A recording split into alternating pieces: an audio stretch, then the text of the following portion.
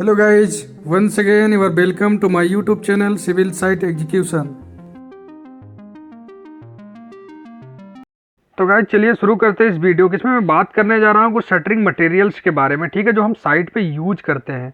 तो उसके बारे में एज ए फ्रेशर हमें बहुत कम नॉलेज होता है। जैसे अगर मैं कुछ नाम लेता हूँ, रीब, बत्ता, शिकंजा, props, U jack, base jack, ठीक है, तो इसके बारे में जानकारी बहुत कम होती है और उसका यूज़ तो बिल्कुल ही नहीं पता होता है एज ए फ्रेशर। तो चलिए हम देख लेते हैं कुछ मटेरियल्स का नाम और उसका यूज क्या है। तो जो भी आपको दिख रहा है ये प्रोप्स है, ठीक है। ये अलग अलग साइज का होता है, जैसे 3x2 का हो गया, 2x1 का हो गया, ठीक है, 2x2 का हो गया, 3x3 का। इसमें आउटर इनर होता है और जिसमें अलग अलग साइज होता है। जो मैं आउटर इनर की साइज बता रहा हूँ, 3 और 2, 3 आउटर हो गया तो 2 इनर हो गया, ठीक है। ये हो गया प्रोप्स, ये सपोर्टिंग के काम में आता है। और यहाँ पे देखिए कुछ आपको छोटे छोटे मटेरियल्स दिख रहे हैं, ठीक है। ये है बेस जैक और यू जैक। जिसमें फ्लैट है जिसका बेस, उसको हम बोलते हैं बेस जैक, और जिसमें यू लगा हुआ है उसको हम बोलते हैं यू जैक। ये लगता है किसमें, स्टैंडर्ड में लगता है, यानी कि वर्टिकल में या फिर कपलॉक, तीनों एक ही चीज़ है, ठीक, उसमें लगता है। उसको भी मैं अभी दिखाऊंगा आगे वीडियो में। तो ये इसका यूज है, ये एडजस्टेबल होता है साइज को छोटा और बड़ा करने के लिए।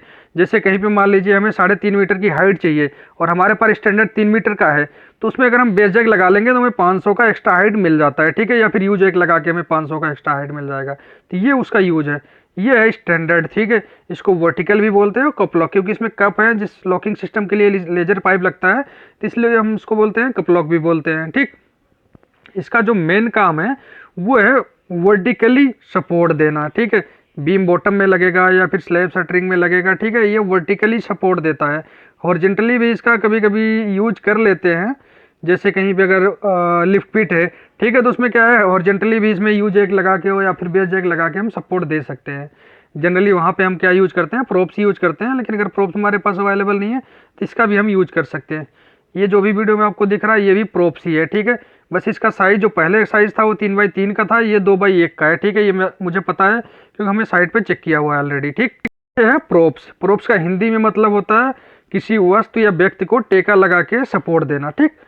अभी ये जो दिख रहा है ये भी वही है, क्या, कपलॉक या फिर स्टैंडर्ड या फिर वर्टिकल। इसका साइज भी हम आसानी से बता सकते हैं इसको देखते ही। इसमें जितने कप लगे होते हैं ना, बस उसको आप काउंट कर लो। जैसे इसमें आपको 2 कप दिख जाएंगे, 2 कप मतलब 500 का मल्टीप्लाई कर दो, 5 दूनी 10, यानी कि 1 मीटर का है।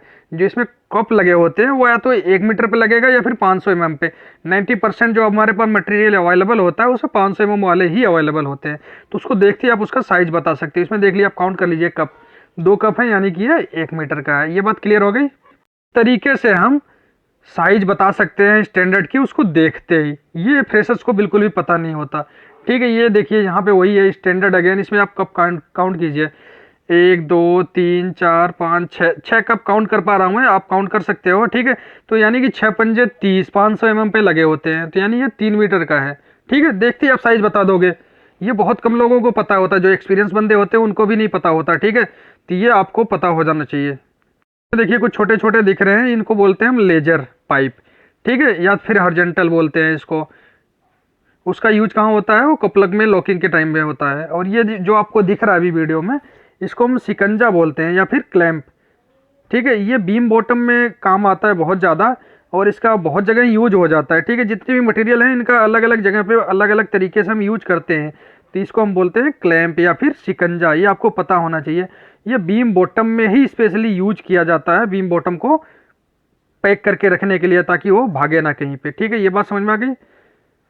इसके अलावा जो अभी आपको दिख रहा है इसको हम बोलते हैं चाली, ठीक है।